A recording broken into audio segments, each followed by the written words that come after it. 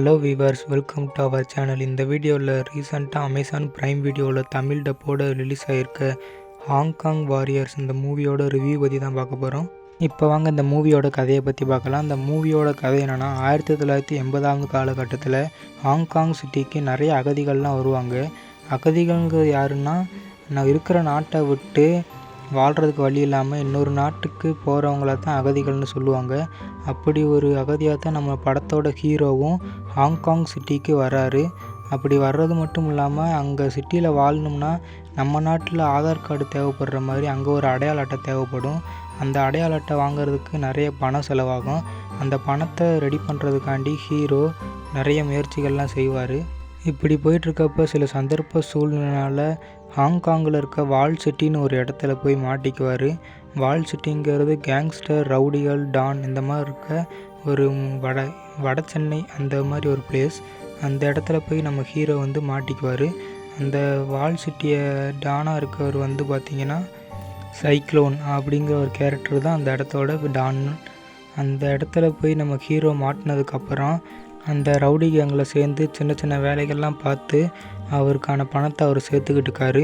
இப்படி போயிட்டுருக்க ஒரு சுச்சுவேஷனில் இந்த ஹீரோவால் இப்போ பல குழப்பங்களும் சண்டைகளும் அந்த கேங்கில் ஏற்படுது. ஒரு கேங் வாராட்டமே ஸ்டார்ட் ஆகுது. இந்த கேங் வாருக்கும் ஹீரோவுக்கும் என்ன சம்மந்தம் அப்படின்றது அந்த படத்தோட முழு கதை. இப்போ வாங்க இந்த படத்தோட பாசிட்டிவ் அண்ட் நெகட்டிவ் பற்றி பார்க்கலாம்.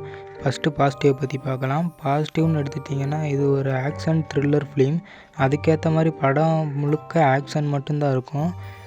ஆக்ஷன் வைஸும் ரொம்ப நல்லாவே பண்ணியிருக்காங்க. சைனாவை பொறுத்த வரைக்கும் குங்ஃபு, கராத்தே இந்த மாதிரி இருக்கனால ஆக்ஷன் வைஸாக ரொம்ப நல்லாவே பண்ணியிருக்காங்க.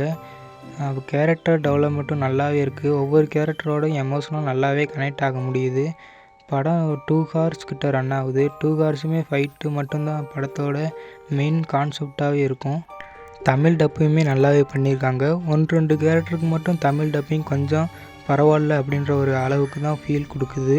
நீங்கள் ஆக்ஷன் படமெல்லாம் நல்லா விரும்பி பார்க்கக்கூடிய ஒரு ஆளாக இருந்தால் அந்த படம் கண்டிப்பாக உங்களுக்கு ரொம்பவுமே பிடிக்கும். இப்போ இந்த மூவியோட நெகட்டிவை பற்றி பார்க்கலாம். நெகட்டிவ்னு எடுத்துட்டிங்கன்னா, அந்த படம் முழுக்கவே டேயில் ஷூட் பண்ணாமல் ஃபுல் அண்ட் ஃபுல் நைட்டில் தான் ஷூட் பண்ண மாதிரி காமிச்சிருப்பாங்க. படம் முழுக்க நடுராத்திரியில் சண்டை போட்டுட்டு இருக்க மாதிரி காமிக்கிறனால நமக்கு நிறைய இடத்துல தொய்வு ஏற்படுது. ஃபஸ்ட் ஹாஃப் நல்லா எங்கேஜாக கொண்டு போயிருந்தாங்க. செகண்ட் ஹாஃபும் கொஞ்சம் அங்கங்கே லேக் ஆகிற ஃபீல் உங்களுக்கு ஏற்படும்.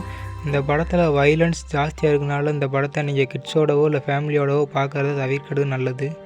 ஓவராலாக இந்த மூவிக்கு நம்ம சேனலோட ரேட்டிங்னு பார்த்தீங்கன்னா 10க்கு 5.6 தரலாம். ஸோ அவ்வளோதான் கைஸ், இந்த வீடியோவை இதோட முடிச்சுக்கலாம். இந்த வீடியோ பிடிச்சிருந்துச்சுன்னா மறக்காமல் லைக் பண்ணுங்கள். வீடியோவில் என்ன பிடிச்சிச்சு அப்படின்றத மறக்காமல் கமெண்ட் பண்ணுங்கள். மேலும் இந்த மாதிரி ரிவ்யூஸை பார்க்குறதுக்கு நம்ம சேனலை சப்ஸ்கிரைப் பண்ணி பெல் ஐக்கானை ஆளில் வச்சுக்கோங்க. அப்போ தான் நான் போடுற ஒவ்வொரு வீடியோவும் உங்களுக்கு நோட்டிஃபிகேஷனாக வரும்.